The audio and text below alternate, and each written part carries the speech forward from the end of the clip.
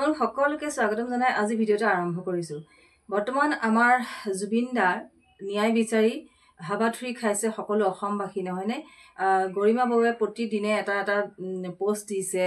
উপায় নাই মানে তেওঁ বিশ্বাস কৰি আগবাঢ়ি গৈছে, যিহেতু কাক বিশ্বাস কৰিব?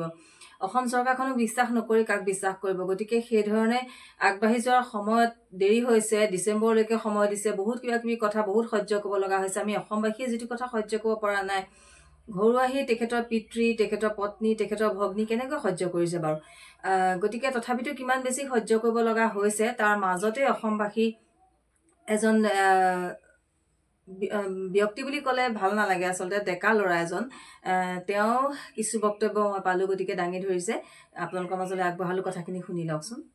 বাছে বাছে মানুহবিলাকক কোন পলিটিকেল পাৰ্টি আনিছে, কি কথা ক'বলৈ আহে? আপোনাৰ লাজ বোলা বস্তুটো আছেনে নাই বাৰু? মানে জুবিন দাকটো জীয়াই থকা অৱস্থাত সন্মানটো নিদিলেই আপোনালোকে। এতিয়া তেওঁ আমাৰ মাজত নাই, তাৰ পাছতো জুবিন দাৰ ওচৰলৈ কোনোবা আহিছে, আপোনাৰ গা জ্বলিছে। কি মানুহ আপুনি? আপোনাৰ আচলতে সঁচা সঁচিকে আপুনি যে কৈ থাকে আপুনিহে বোলে অৰিজিনেল অনুৰাগী। অৰিজিনেল অনুৰাগী হলে এনেকৈ জুবিন ক্ষেত্ৰলৈ মানুহ আহিলে আপুনি কিয় বেয়া পায়?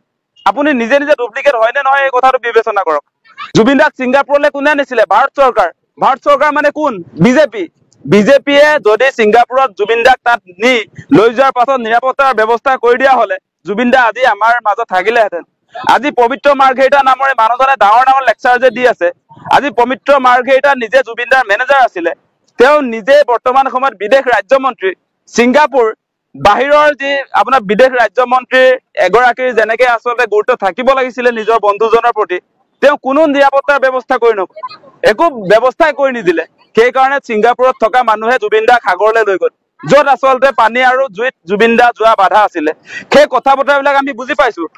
জুবিন দাৰ মৃত্যুৰ পাছতো ৰিণিকী ভূঞা শৰ্মা আপোনাৰ পত্নীৰ ফেশ্বন শ্ব' চলি আছিলে বুলি কৈছে। সেই কথা বতৰাবিলাক আজি অসমৰ সংবাদ মাধ্যমত হওক, আজি সামাজিক মাধ্যমত কোনেও চৰ্চা কৰা নাই। আপুনি ভাবিছে নেকি? মানুহে কিন্তু পাহৰা নাই। আজি আপুনি এই সংবাদ মাধ্যমক দবাই তেওঁলোকক ভয় ভাবুকি দি আচলতে আপোনাৰ পত্নীৰ যিটো ফেশ্বন শ্ব' চলিছিলে সেই কথা বতৰাবিলাক আপুনি ৰাইজৰ মনৰ পৰা লুকুৱাব পাৰিম বুলি ভাবিলেও এই সন্দেহ আমাৰ থাকি গ'ল। আপোনালোকে যে চামকানু মহন্তৰ লগত লগ লাগি জুবিন দাক ছিংগাপুৰলৈ নিলে, তাৰ পাছত কোনো প্ৰয়োজনীয় ব্যৱস্থাপনা কৰি নিদিলে, আপোনালোকৰ কোনো দায়িত্ব যে নললে, সেই কথাটো আজি প্ৰমাণ হৈ গ'ল। আৰু আপোনালোকে এটা কথা চাব দেই, অসমবাসী ৰাইজক এটা কথা কওঁ যে আজি কেইদিনমানৰ আগত ৰিণিকী ভূঞা শৰ্মাই ইয়াত এয়াৰ ৰেহমানক আনিছিলে গুৱাহাটীত। গোটেই থকা মেলা খোৱা গোটেই ব্যৱস্থা দেখোন চৰকাৰৰ ফালৰ পৰা কৰি দিছিলে। আজি জুবিন দাৰ ক্ষেত্ৰত কিয় চৰকাৰে নকৰিলে? চৰকাৰে মাতি নিলে জুবিন দাক ছিংগাপুৰত, আপোনাৰ মাতি নিয়াৰ পাছত তেওঁৰ কোনো ধৰণৰ আচলতে দায়িত্ব নললে। সেই কথাটো অসমবাসী ৰাইজে বুজা দৰকাৰ। মুখ্যমন্ত্ৰী নিজে অপৰাধী, তেওঁ চিঞৰি চিঞৰি কথা ক'ব নোৱাৰে, তেওঁ নিজে অভিযুক্ত। মুখ্যমন্ত্ৰী হিমন্ত বিশ্ব শৰ্মা অভিযুক্ত। তেওঁ আজি 10-15 বছৰে নৰ্থ ইষ্ট ইণ্ডিয়া ফেষ্টিভেল, এই ফেষ্টিভেল মহন্তটো পাতিবৰ কাৰণে সদায় চৰকাৰৰ ৰাজকোষৰ পৰা টকা যোগান ধৰি আছিলে। সেই কথা আমি পাহৰি যোৱা নাই। চৰকাৰৰ অনুষ্ঠানলৈ গৈছিলে জুবিন দা, আমি সেই কথা পাহৰি যোৱা নাই। আপুনি এটা শব্দও ক'ব নোৱাৰে, হিমন্ত বিশ্ব শৰ্মাই এটা শব্দও ক'ব নোৱাৰে, কাৰণ জুবিন দাক অসমৰ পৰা ছিংগাপুৰলৈ নিলে আপোনালোকৰ চৰকাৰে। মই ইতিমধ্যে কৈছো যে বিদেশ মন্ত্ৰণালয় হাই কমিশ্যন অফ ইণ্ডিয়াই প্ৰেজেণ্ট কৰা সংগীতানুষ্ঠানত জুবিন দা গীত পৰিৱেশন কৰিবলৈ গৈছিলে। গতিকে আপোনালোকৰ দায়িত্ব থকা হলে আজি জুবিন দা আমাৰ মাজত থাকিলেহেঁতেন, সেই কথা মই দৈনিক কৈ আছো। গতিকে মূল কথাৰ পৰা আপুনি বিভ্ৰান্ত কৰিব নোৱাৰে।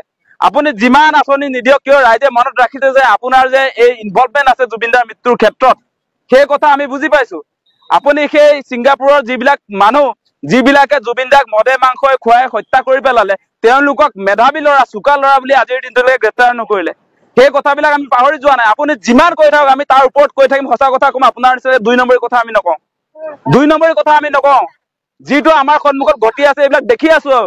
আৰু আপুনি অসমৰ মানুহক, আমাৰ মহিলাসকলক আপুনি যিমান টুপ দি থাকিলেও, যিমান ললিপপ খুৱাই থাকিলেও মানুহে সেইকাৰণে এতিয়া দেখিছে আজি হিতাধিকাৰীয়ে আপোনাৰ এই লাখপতি বাইদেউ আঁচনি দি থকা অৱস্থাতো জুবিন দাৰ ন্যায় লাগে বুলি তাত প্ৰতিবাদ কৰিছে। সেইবিলাক আচল কথা মানুহৰ মনত আছে, মহিলাবিলাকৰ মনতো আছে। আপুনি হাঁহি মেলি চেলফি লৈ গোটেই পৰিৱেশটো পাহৰাই দিম বুলি ক'লেও জুবিন দাক কোনো মানুহে পাহৰি নাযায়। আপুনি যিমান নিবিচাৰিলেও এই জুবিন ক্ষেত্ৰত সদায় মানুহ আহিব, সদায় আহিব। আপুনি যিমান ভাবিব ইয়ালে মানুহ অহাটো বন্ধ হ'ব লাগে, কমিব লাগে, সেইকাৰণে SOP জাৰি কৰি দিছিলে। আপোনাৰ SOPটো এদিনত উফৰি গ'ল, কোনেও নামানে সেই কথা। জুবিন দাক যেতিয়া ইচ্ছা তেতিয়াই আচলতে ৰাইজে ইয়াত জুবিন দাৰ ওচৰত আহিব, শ্ৰদ্ধাঞ্জলি জনাব, তাক আপুনি বাধা দিব নোৱাৰে। সেই কথা আমি স্পষ্ট কৰি দিছো।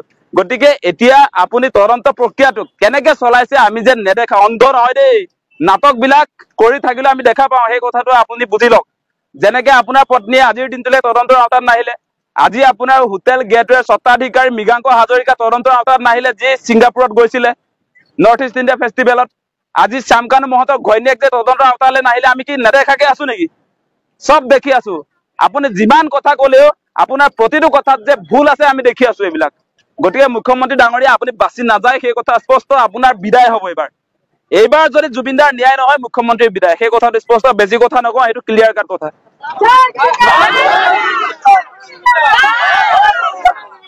নিশ্চয় শুনিলে নহয়নে আৰু মোক সেইবাবে আচলতে মই ৰাজনীতিৰ বিষয়ে একো নাজানো এইবিলাক বিষয়ে মোৰ যিটো মাইনুজ ব্লগ বুলি এটা ব্লগ আছে সেই ব্লগটোত মই কৈয়ে থাকোঁ সদায় যে মই ৰাজনীতিৰ বিষয়ে নাজানো গতিকে কথাখিনি কিন্তু শুনি থাকিলে মোৰ ভাল লাগে তেওঁ যিখিনি কথা যুক্তিসংগতভাৱে কৈছে মোৰ কথাখিনি ভাল লাগিলে গতিকে মই আপোনালোকৰ মাজলৈ আগবঢ়ালোঁ আপোনালোকে প্লিজ কেনেকুৱা লাগে কথাখিনি ক'বচোন আৰু যিসকলে মোৰ নতুন চেনেলটো ছাবস্ক্ৰাইব কৰা নাই প্লিজ লাইক কমেণ্ট আৰু ছাবস্ক্ৰাইব কৰিবলৈ নাপাহৰিব আজিলৈ আহোঁ বাই বাই